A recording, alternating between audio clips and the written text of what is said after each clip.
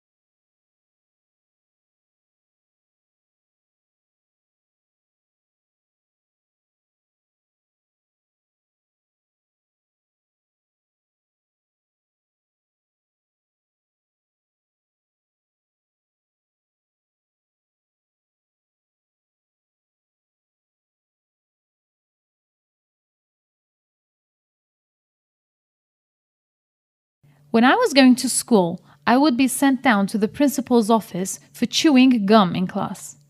We were told that chewing gum was bad and it caused cavities. Of course, no one liked to clean up gum that had been left under the desks. Like chocolate and coffee, gum is now being rehabilitated. It turns out that sugar-free gum can actually prevent cavities in children. So instead of banning it, we should require children to chew this gum to promote their oral health. The human mouth is host to many bacteria. The one that is primarily responsible for cavities is called Streptococcus mutans. When the bacteria encounter sugar, acids are produced. Saliva, the fluids in your mouth, neutralizes acid, so teeth can handle some exposure, but large amounts of sugar, such as the amount found in a candy bar, overwhelm the amount of saliva.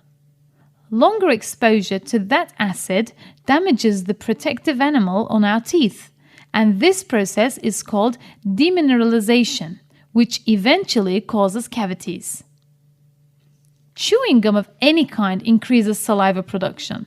Therefore, it helps neutralize more acid. However, many gums are sweetened with sugar, which, of course, increases the acid level, cancelling out the positive benefits. Replacing sugar in gum with xylitol, a naturally occurring sweetener found in fruits and vegetables, fixes this problem. More saliva and less acid seem to cause the teeth to remineralize. That means it actually reverses some cavities.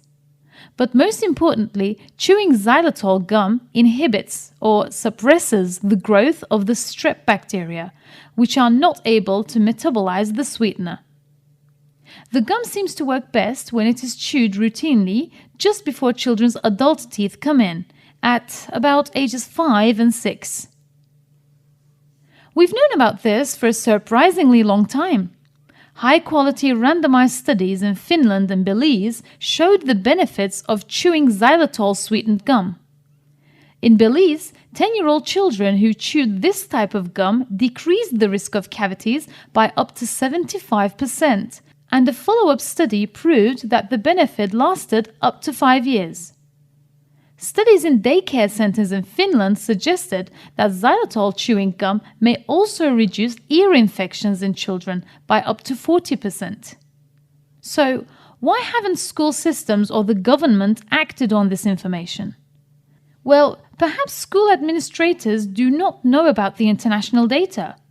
Certainly, after a century of bubbles blown in class, it must be difficult for them to see chewing gum as a virtue instead of a vice. In the United States alone, more than 50 million hours of school are missed every year because of dental problems, not to mention those lost because of ear infections. There is an easy, cost-effective solution: having children chew gum with significant amounts of xylitol. The best way to ensure that all children take advantage of xylitol gum is to have them chew it in school, in kindergarten and beyond. Some experts suggest children should chew gum 3 times a day, for 5 minutes each time. However, ideally, they should chew 3 to 5 times a day for 5 minutes each time. Not only will it improve their health and school attendance, but they might actually enjoy it.